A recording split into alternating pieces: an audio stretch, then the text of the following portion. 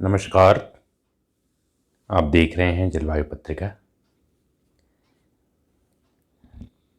आज महापंडित राहुल संकृत्यायन की जयंती है। महापंडित राहुल संकृत्यायन अपने समय के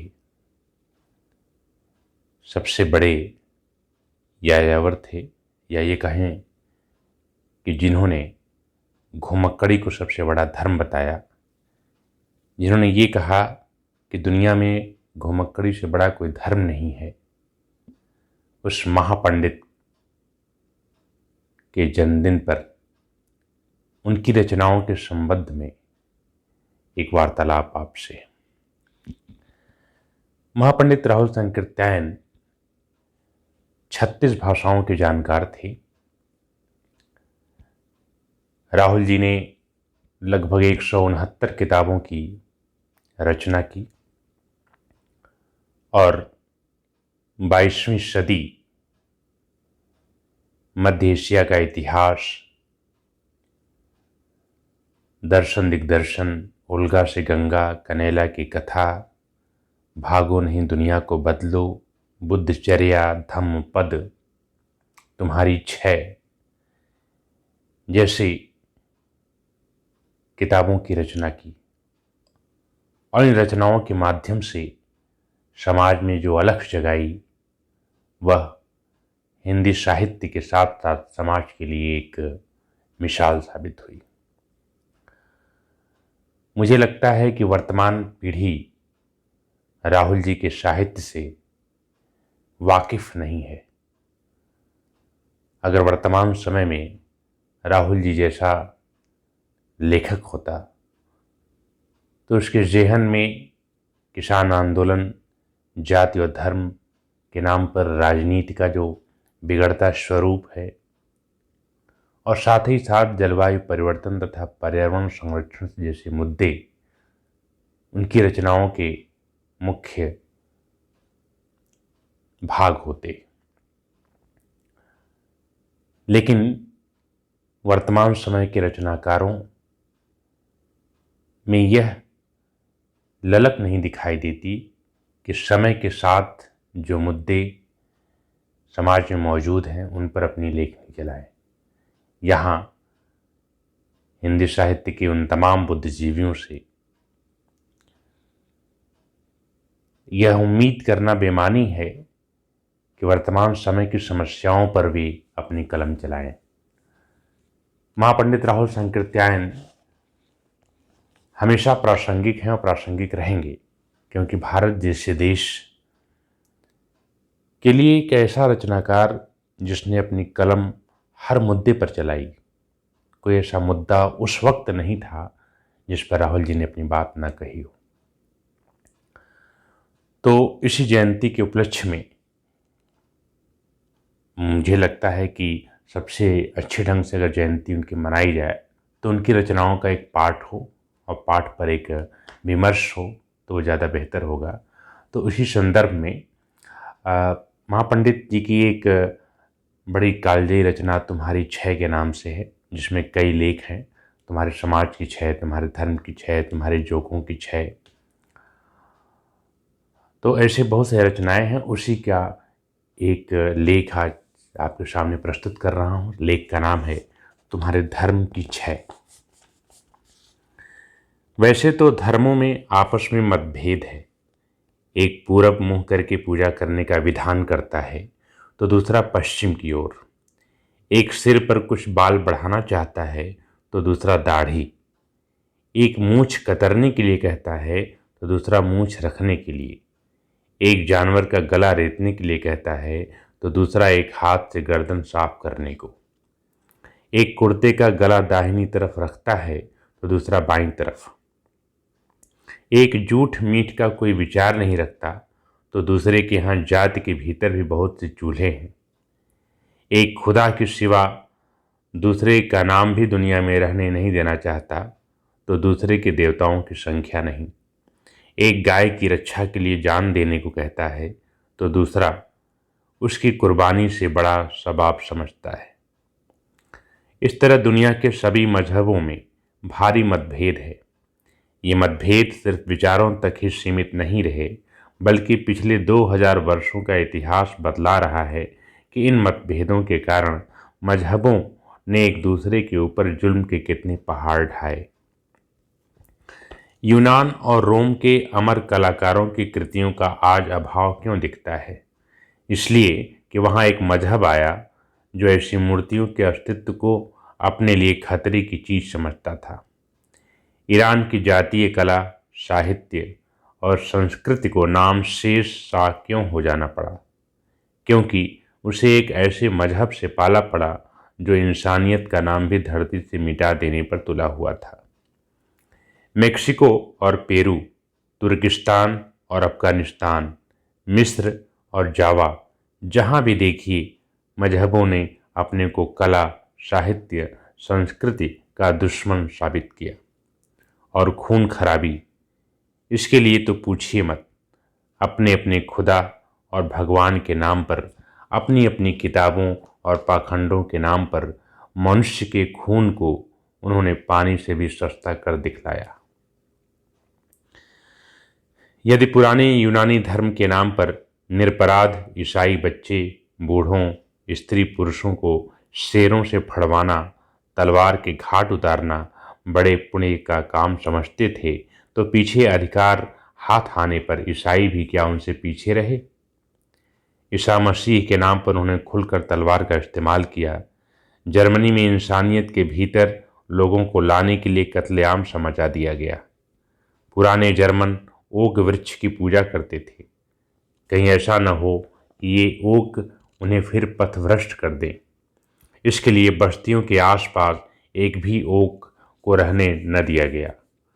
पोप और पेट्रियार्क इंजील और ईसा के नाम पर प्रतिभाशाली व्यक्तियों के विचार स्वातंत्र्य को आग और लोहे के जरिए दबाते रहे। जरा सा विचार भेद के लिए कितनों को चखी से दबाया गया। हिंदुस्तान की भूमि ऐसी धार्मिक मतांधता का कम शिकार नहीं रही है। इस्लाम के आने से पहले भी क्या मजहब ने बोलने और सुनने वालों के मुंह और कानों में पिघले रांगे और लाख को नहीं भरा? शंकराचार्य ऐसे आदमी जो कि सारी शक्ति लगा गला फाड़ फाड़ कर यही चिल्ला रहे थे कि सभी ब्रह्मा हैं, ब्रह्मा से भिन्न सभी चीज़ें झूठी हैं, तथा रामानुज और दूसरों के भी दर्शन जबानी जमा खर्च से आगे नहीं बढ़े, बल्कि सारी शक्ति लगाकर शूद्रों और दलितों को नीचे दबा रखने में उन्होंने कोई कोर कसर उठा नहीं रखी। और इस्लाम के आने के बाद तो हिंदू धर्म और इस्लाम के खूंरेज झगड़े आज तक चल रहे हैं। उन्होंने तो हमारे देश को अब तक नरक बनाकर रखा है। कहने के लिए इस्लाम शक्ति और विश्व बंधुत्व का धर्म कहलाता है। हिंदू धर्म ब्रह्म ज्ञान और सहिष्णुता का धर्म बतलाया जाता है, किंतु क्या इन दोनों धर्मों ने अपने इस दावे को कार्य रूप में परिणत करके दिखलाया? हिंदू मुसलमानों पर दोष लगाते हैं कि ये बेगुनाहों का खून करने से बाज आते हैं। चाहे आप कानपुर के हिंदू मुस्लिम झगड़े को ले लीजिए, या बनारस के, इलाहाबाद के या आगरे के, सब जगह देखेंगे हिंदुओं और मुसलमानों के छुरे और लाठी के शिकार हुए हैं निरपराध अजनबी स्त्री, पुरुष, बूढ़े, बच्चे। गांव या दूसरे मोहल्ले का कोई अभागा आदमी अनजाने उस रास्ते आ गुजरा और कोई पीछे से छुरा भोंक कर चंपत हो गया। सभी धर्म दया का दावा करते हैं, लेकिन हिंदुस्तान के इस धार्मिक झगड़ों को देखिए तो आपको मालूम होगा कि यहाँ मनुष्यता पनाह मांग रही है। निहत्थे बूढ़े और बूढ़ियाँ ही नहीं, छोटे छोटे बच्चे तक मारे जाते हैं। अपने धर्म के दुश्मनों को जलती आग में फेंकने की बात अब भी देखी जाती है। एक देश और एक खून मनुष्य को भाई भाई बनाते हैं। खून का नाता तोड़ना अस्वाभाविक है, लेकिन हम हिंदुस्तान में क्या देखते हैं? हिंदुओं की सभी जातियों में चाहे आरंभ में कुछ भी क्यों न रहा हो, अब तो एक ही खून दौड़ रहा है। क्या शक्ल देखकर किसी के बारे में आप बतला सकते हैं कि यह ब्राह्मण है और यह शूद्र? कोयले से भी काले ब्राह्मण आपको लाखों की तादाद में मिलेंगे और शूद्रों में भी गेहूं रंग वालों का अभाव नहीं है।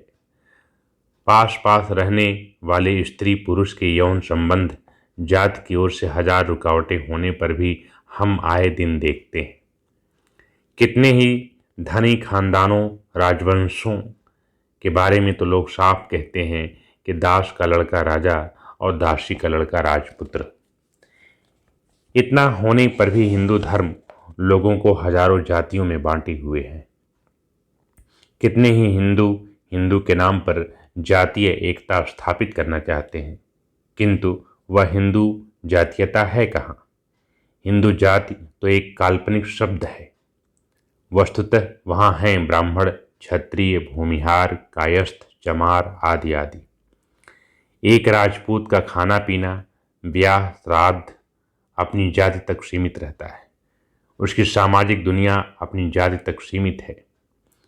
इसीलिए जब एक राजपूत बड़े पद पर पहुंचता है तो नौकरी दिलाने, सिफारिश करने या दूसरे तौर से सबसे पहले अपनी जाति के आदमी को फायदा पहुंचाना चाहता है। यह स्वाभाविक है, जबकि 24 घंटे मरने जीने सब में साथ रखने वाले अपनी बिरादरी के लोग हैं, तो किसी की दृष्टि दूर तक कैसे जाएगी।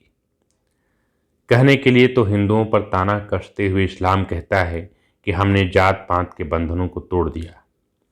इस्लाम में आते ही सब भाई भाई हो जाते हैं, लेकिन क्या यह बात सच है? यदि ऐसा होता तो आज मोमिन, जुलाहा, अबसार, धुनिया, राइन, कुंजड़ा आदि का सवाल न उठता। अर्जल और अशरफ का शब्द किसी के मुंह पर नहीं आता। सैयद, शेख, मलिक, पठान उसी तरह का ख्याल अपने से छोटी जातियों से रखते हैं जैसा कि हिंदुओं की बड़ी जात वाले। खाने के बारे में छूत छात कम है और वह तो अब हिंदुओं में भी कम होता जा रहा है, लेकिन सवाल तो है सांस्कृतिक और आर्थिक क्षेत्र में इस्लाम की बड़ी जातों ने छोटी जातों को क्या आगे बढ़ने का कभी मौका दिया? धार्मिक नेता हों तो बड़ी बड़ी जातों से, शाही दरबार और सरकारी नौकरियां सभी जगहें बड़ी जातों के लिए सुरक्षित रहीं। जमींदार, तालुकेदार, नवाब सब बड़ी जातों के हैं। हिंदुस्तानियों में से 4-5 करोड़ आदमियों ने हिंदुओं के सामाजिक, आर्थिक और धार्मिक अत्याचारों से त्राण पाने के लिए इस्लाम की शरण ली, लेकिन इस्लाम की बड़ी जातों ने क्या उन्हें वहाँ पनपने दिया? 700 बरस बाद भी आज गांव का मोमिन जमींदारों और बड़ी जातों के जुल्म का वैसा ही शिकार है जैसा कि उसका पड़ोसी कानू कुर्मी। हिंदुओं से झगड़कर, अंग्रेजों की खुशामद करके काउंसिलों की सीटों, सरकारी नौकरियों में अपने लिए संख्या सुरक्षित कराई जाती है, लेकिन जब उस संख्या को अपने भीतर वितरण करने का अवसर आता है तब उनमें से प्रायः सभी को बड़ी जाति वाले सैयद और शेख अपने हाथ में ले लेते हैं। 60-70% संख्या रखने वाले मोमिन और अंसार मुंह ताकते रह जाते हैं। बहाना किया जाता है कि उनमें उतनी शिक्षा नहीं। लेकिन 700 और 1000 बरस बाद भी यदि ये शिक्षा में इतने पिछड़े हुए हैं तो इसका दोष किसके ऊपर है? उन्हें कब शिक्षित होने का अवसर दिया गया? जब पढ़ाने का अवसर आया, छात्रवृत्ति देने का मौका आया, तब तो ध्यान अपने भाई बंधुओं की तरफ चला गया। मोमिन और अंसार बावर्ची और चपरासी, खिदमतगार, हुक्का बरदार के काम के लिए बने हैं। उनमें से कोई यदि शिक्षित हो भी जाता है तो उसकी सिफारिश के लिए अपनी जाति में तो वैसा प्रभावशाली व्यक्ति है नहीं, और बाहर वाले अपने भाई बंधु को छोड़कर उन पर तरजीह क्यों देने लगे? नौकरियों और पदों के लिए इतनी दौड़ धूप, इतनी जद्दोजहद सिर्फ खिदमतें कौम और देश सेवा के लिए नहीं है, यह है रुपयों के लिए, इज्जत और आराम की ज़िंदगी बसर करने के लिए। हिंदू और मुसलमान फर्क धर्म रखने के कारण क्या उनकी अलग जाति हो सकती है? जिनकी नसों में उन्हीं पूर्वजों का खून बह रहा है जो इसी देश में पैदा हुए और पले, फिर दाढ़ी और चुटिया, पूरब और पश्चिम की नमाज क्या उन्हें अलग कौम साबित कर सकती है? क्या खून पानी से ज़्यादा गाढ़ा नहीं होता? फिर हिंदू और मुसलमान के फ़र्क से बनी इन अलग अलग जातियों को हिंदुस्तान से बाहर कौन स्वीकार करता है? जापान में जाइए या जर्मनी, ईरान जाइए या तुर्की, सभी जगह हमें हिंदी और इंडियन कहकर पुकारा जाता है। जो धर्म भाई को बेगाना बनाता है, ऐसे धर्म को धिक्कार। जो मजहब अपने नाम पर भाई का खून करने के लिए प्रेरित करता है, उस मजहब पर लानत। जब आदमी चुटिया काट दाढ़ी बढ़ाने भर से मुसलमान और दाढ़ी मुड़ा चुटिया रखने मात्र से हिंदू मालूम होने लगता है, तो इसका मतलब साफ है, यह भेद सिर्फ बाहरी और बनावटी है। एक चीनी चाहे बौद्ध हो या मुसलमान, ईसाई हो या कानफूसी, लेन उसकी जाति चीनी रहती है। एक जापानी चाहे वह बौद्ध हो या शिंतो धर्मी, लेकिन उसकी जाति जापानी रहती है। एक ईरानी चाहे वह मुसलमान हो या जरतुस्त, किंतु वह अपने लिए ईरानी छोड़कर दूसरा नाम स्वीकार करने के लिए तैयार नहीं। तो हम हिंदियों के मजहब को टुकड़े टुकड़े में बांटने को क्यों तैयार हैं, और इस नाजायज हरकतों को हम क्यों बर्दाश्त करें? धर्मों की जड़ों को कुल्हाड़ा लग गया है, और इसलिए अब मजहबों के मेल मिलाप की भी बातें कभी कभी सुनने में आती हैं। लेकिन क्या यह संभव है? मजहब नहीं सिखाता आपस में बैर रखना, इस सफ़ेद छूट का क्या ठिकाना?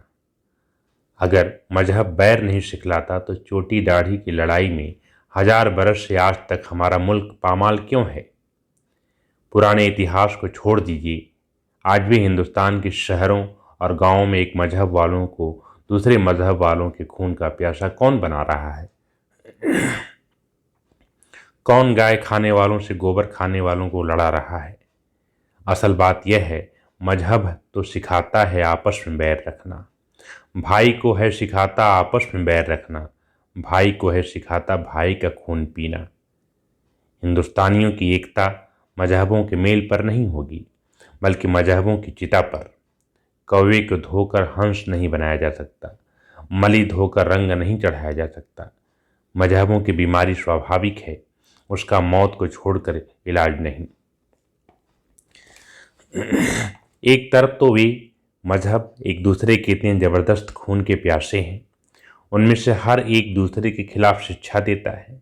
कपड़े लत्ते, खाने पीने, बोल बानी, रीति रिवाज में हर एक दूसरे से उल्टा रास्ता लेता है। लेकिन जहाँ गरीबों को चूसने और धनियों की स्वार्थ रक्षा का प्रश्न आ जाता है, तो दोनों बोलते हैं। गदहा गांव के महाराज बेवकूफ़ बख्श सिंह 7 पुश्त से पहले दर्जे के बेवकूफ़ चले आते। आज उनके पास 50 लाख सालाना आमदनी की जमींदारी है, जिसको प्राप्त करने में न उन्होंने एक थैला अकल खर्च की और न अपनी बुद्धि के बल पर उसे 6 दिन चला सकते हैं। न वे अपनी मेहनत से धरती से एक छटाक चावल पैदा कर सकते हैं, न एक ककड़ी गुड़। महाराज बेवकूफ़ बख्श सिंह को यदि चावल, गेहूँ, घी, लकड़ी के ढेर के साथ एक जंगल में अकेले छोड़ दिया जाए, तो उनमें न इतनी बुद्धि है और न उन्हें काम का ढंग मालूम है कि अपना पेट भी पाल सकें। 7 दिन में बिल्ला बिल्ला के मर जाएंगे। लेकिन आज गदहा गांव के महाराज 10,000 रुपया महीना तो मोटर के तेल में फूंक डालते हैं। 20-20 हज़ार रुपये जोड़े कुत्ते उनके पास हैं। 2 लाख रुपए लगाकर उनके लिए महल बना हुआ है। उन पर अलग डॉक्टर और नौकर हैं। गर्मियों में उनके घरों में बर्फ़ के टुकड़े और बिजली के पंखे लगते हैं। महाराज के भोजन छाजन की बात ही क्या, उनके नौकरों के नौकर भी घी दूध में नहाते हैं, और जिस रुपये को इस प्रकार पानी की तरफ बहाया जाता है, वह आता कहाँ से है?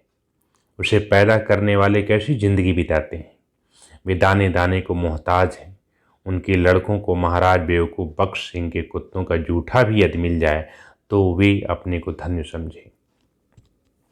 लेकिन यदि किसी धर्मानुयायी से यह पूछा जाए कि ऐसे बेवकूफ़ आदमी को बिना हाथ पैर हिलाए दूसरे की कसाले की कमाई को पागल की तरफ फेंकने का क्या अधिकार है, तो पंडित जी कहेंगे, अरे वे तो पूर्व की कमाई खा रहे हैं। भगवान की ओर से वे बड़े बनाए गए हैं। शास्त्र वेद कहते हैं कि बड़े छोटे के बनाने वाले भगवान हैं। गरीब दाने दाने को मारा फिरता है, यह भगवान की ओर से उसको दंड मिला है। यदि किसी मौलवी या पादरी से पूछिए तो जवाब मिलेगा, क्या तुम काफिर हो, नास्तिक तो नहीं हो? अमीर गरीब दुनिया का कारोबार चलाने के लिए खुदा ने बनाए हैं। राजी बरजा खुदा की मर्जी में इंसान को दखल देने का क्या हक। गरीबी को नियामत समझो, उसकी बंदगी और फरमाबरदारी बजा लाओ। कयामत में तुम्हें इसकी मजदूरी मिलेगी। पूछा जाए, जब बिना मेहनत ही के महाराज बेवकूफ़ बख्श सिंह धरती पर ही स्वर्ग का आनंद भोग रहे हैं, तो ऐसे अंधेर नगरी चौपट राजा के दरबार में बंदगी और फरमाबरदारी से कुछ होने हवाने की क्या उम्मीद थी। उल्लू शहर के नवाब नामाकुल खां भी बड़े पुराने रईस हैं। उनकी भी जमींदारी है और ऐशो आराम में बेवकूफ़ बख्श सिंह से कम नहीं है। उनके पाखाने की दीवारों में अतर चुपड़ा जाता है और गुलाब जल से उसे धोया जाता है। सुंदरियों और हुस्न की परियों को फंसा लाने के लिए उनको सैकड़ों आदमी देश विदेशों में घुमा करते हैं। यह परियां एक ही दीदार में उनके लिए बासी हो जाती हैं। पचासों हकीम, डॉक्टर और वैद्य उनके लिए जौहर, कुश्ता और रसायन तैयार करते हैं। 2-2 साल की पुरानी शराबें पेरिस और लंदन के तहखानों से बड़ी बड़ी कीमत पर मंगा कर रखी जाती हैं। नवाब बहादुर का तलवा इतना लाल और मुलायम है जितनी इंद्र की परियों की जीभ भी न होगी। इनकी पार्श्विक काम वासना की तृप्ति में बाधा डालने के लिए कितने ही पति तलवार के घाट उतारे जाते हैं, कितने ही पिता झूठे मुकदमों में फंसा कर कैद खाने में सड़ाए जाते हैं। 60 लाख सालाना आदमी भी उनके लिए काफ़ी नहीं है। हर साल 10-5 लाख रुपया और कर्ज हो जाता है।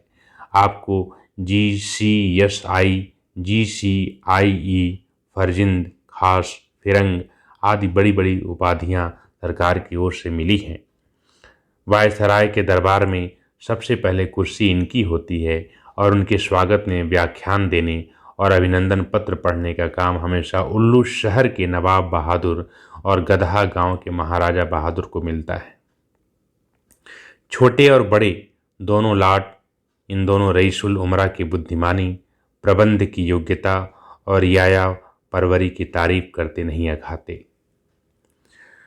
नवाब बहादुर की अमीरी को खुदा की बरकत और कर्म का फल कहने में पंडित और मौलवी, पुरोहित और पादरी सभी एक राय है। रात दिन आपस में तथा अपने अनुयायियों में खून खराबी का बाजार गर्म रखने वाले अल्लाह और भगवान यहाँ बिल्कुल एक मत रखते हैं। वेद और कुरान, इंजील और बाइबल की इस बारे में सिर्फ एक शिक्षा है, खून चूसने वाले इन जोकों के स्वार्थ की रक्षा ही मानो इन धर्मों का कर्तव्य हो और मरने के बाद भी बहिश्त और स्वर्ग के सबसे अच्छे महल, सबसे सुंदर बगीचे, सबसे बड़ी आंखों वाली हूरें और अप्सराएं, सबसे अच्छी शराब और शहद की नहरें उल्लू शहर के नवाब बहादुर तथा गदहा गांव के महाराजा और उनके भाई बंधुओं के लिए रिजर्व हैं, क्योंकि उन्होंने 2-4 मस्जिदें, 2-4 शिवालय बना दिए हैं और कुछ साधु, फकीर और ब्राह्मण मुजावर रोजाना उनके यहाँ हलवा, पूड़ी, कबाब, पुलाव उड़ाया करते हैं। गरीबों की गरीबी और दरिद्रता के जीवन का कोई बदला नहीं। हाँ, यदि वे हर एकादशी की उपवास, हर रमजान के रोजे तथा सभी तीर्थ व्रत, हज और जियारत बिना नागा और बिना बेपरवाही से करते रहे, अपने पेट को काट कर यदि पंडे मुजावरों का पेट भरते रहे, तो उन्होंने भी स्वर्ग और बहिश्त के किसी कोने की कोठरी तथा बची कुची हूर अप्सरा मिल जाएंगी। गरीबों को बस इसी स्वर्ग की उम्मीद पर अपनी जिंदगी काटनी है, किंतु जिस स्वर्ग बहिश्त की आशा पर जिंदगी भर के दुख के पहाड़ों को ढोना है, उस स्वर्ग बहिश्त का अस्तित्व ही आज 20वीं सदी के इस भूगोल में कहीं नहीं है। पहले जमीन चपटी थी, स्वर्ग इसके उत्तर के 7 पहाड़ों और 7 समुद्रों के पार था। आज तो न उस चपटी जमीन का पता है और न उत्तर के उन 7 पहाड़ों और 7 समुद्रों का। जिस सुमेरु के ऊपर इंद्र की अमरावती, क्षीर सागर के भीतर से साई भगवान थे, वह अब सिर्फ लड़ों के दिल बहलाने की कहानियाँ मात्र हैं। ईसाइयों और मुसलमानों के बहिश्त के लिए भी उसी समय के भूगोल में स्थान था। आजकल के भूगोल में नीति उनकी जड़ ही काटती है। फिर उस आशा पर लोगों को भूखों रखना या भारी धोखा नहीं है।